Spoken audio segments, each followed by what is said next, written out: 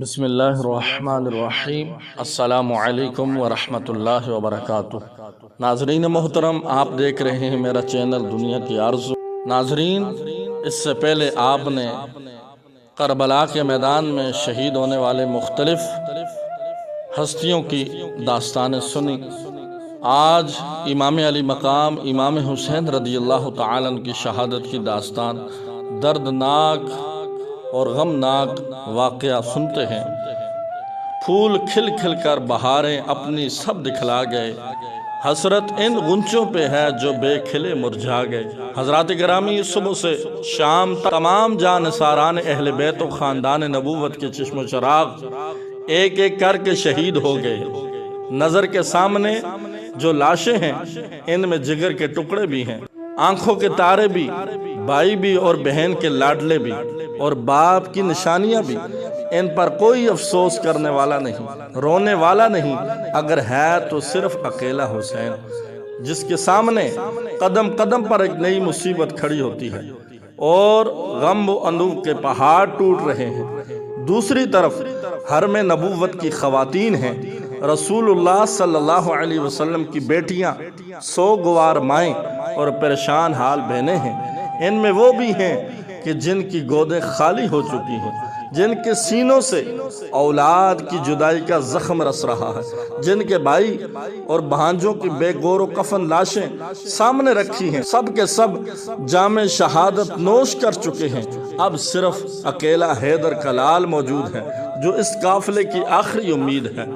آخر امام علی مقام امام حسین رضی اللہ تعالی عنہ خیموں میں تشریف لے گئے، کبھی بہن کو تسکین دیتے ہیں، کبھی شہربانوں کو تلقین فرما رہے ہیں، کبھی لخت جگر بیمار زین العابدین کو گلے سے لگاتے ہیں، اور کبھی مدینے سے ساتھ آئی ہوئی کم سن بیٹیوں کو مایوس کن نگاہوں سے دیکھتے ہیں۔ آپ سب کو تلقین فرما رہے ہیں۔ آپ نے فرمایا، میں جانتا ہوں میرے بعد تمہارا معاملہ بڑا نازک تر ہوگا، تمہارے سروں پر کوئی ہاتھ رکھنے والا نہ ہوگا۔ اے میری بہنوں، گھبرانا نہیں، کوئی ساتھی نہیں تو نہ صحیح، اللہ تعالی تو ساتھ ہے۔ صبر کا مرتبہ بہت بلند ہے۔ اللہ تعالی فرماتا ہے، ان اللہ مع الصابرین، بے شک اللہ تعالی صبر کرنے والوں کے ساتھ ہے۔ اور جس کا وہ ساتھی ہو، اسے کسی ساتھی کی حاجت نہیں۔ یہ دنیا فانی ہے، اس کے عیش و آرام اور ہر چیز فانی ہے۔ جو پیدا ہوگا وہ فنا ہوگا۔ جو آج ہمیں مار رہے ہیں، کل وہ بھی مر جائیں گے، اور ظالم اور مظلوم دربار الہی میں پیش ہوں گے۔ ہمیں تو فخر ہونا چاہیے کہ اللہ تبارک و تعالی نے ہمیں آزمائش کے لیے منتخب فرمایا ہے اور شہادت کے بلند منصب کے لیے چن لیا ہے۔ امام علی مقام امام حسین رضی اللہ تعالی عنہ آخری باتیں کرتے ہوئے خیموں سے باہر نکلے کہ سکینہ باپ سے لپٹ گئی اور بے قرار ہو کر ابا جان سے کہا، ابا جان، مجھے کس کے سہارے چھوڑے جا رہے ہیں؟ میں آپ کے بعد یتیم ہو جاؤں گا، باپ کا چہرہ نظر نہیں آئے گا، کون ہے جو شفقت سے میرے سر پر پیار دے گا؟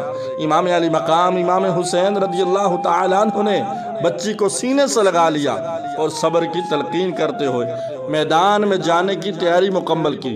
جب سواری پر سوار ہونے لگے تو آنکھوں سے آنسو جاری ہو گیا کہ اب نہ قاسم، نہ ابو بکر و عمر، عثمان اور نہ اونو محمد اور جعفر اور عباس ہیں جو اب میدان جنگ سے روک لیں۔ علی اکبر آرام کی نیند سو چکے۔ کاش اس وقت کوئی ایسا بھی نہیں ہے کہ رکاب تھامے اور سوار کرائے۔ دل میں یہ غم لیتے ہوئے میدان کارزار میں پہنچے، حق و صداقت کے روشن آفتاب سرزمین کربلا میں طلوع فرمایا، اور نواسہ رسول گھر لٹا کر کنبہ کو ہا کر سر بکف میدان جنگ میں موجود ہیں۔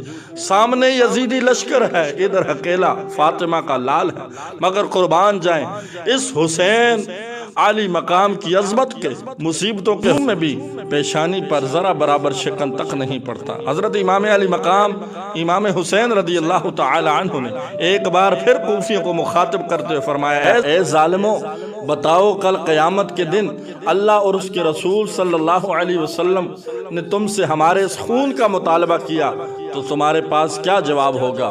تم نے جو کرنا تھا وہ کر لیا، اب بھی جو کچھ ہوگا میں جانتا ہوں۔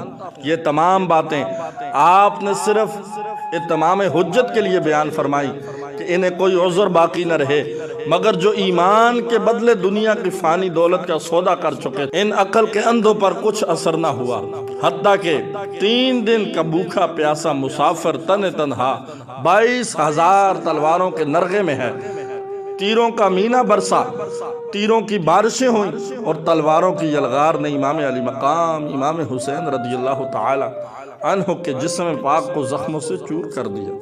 آپ زخمی ہو کر زمین پر تشریف لے آئے تو ظالم شمر لعین سینے پر بیٹھ گیا۔ آپ نے فرمایا، ارے ظالم ذرا ٹھہر جا، مجھے نماز ادا کر لینے دے، مجھے رب کی بارگاہ میں سجدہ کر لینے دے، پھر جو تیرا دل چاہے کر لینا۔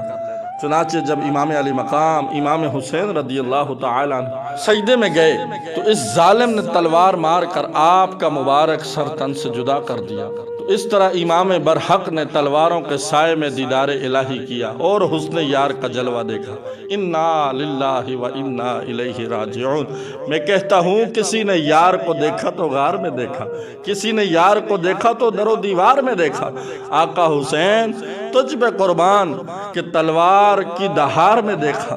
آپ نے تلواروں کے سائے میں اپنی نماز کا آخری سجدہ کر کے دنیا کو بتا دیا کہ نہ مسجد میں، نہ مندر میں، نہ بیت اللہ کی دیواروں کے سائے میں نماز عشق ادا ہوتی ہے تلواروں کے سائے میں۔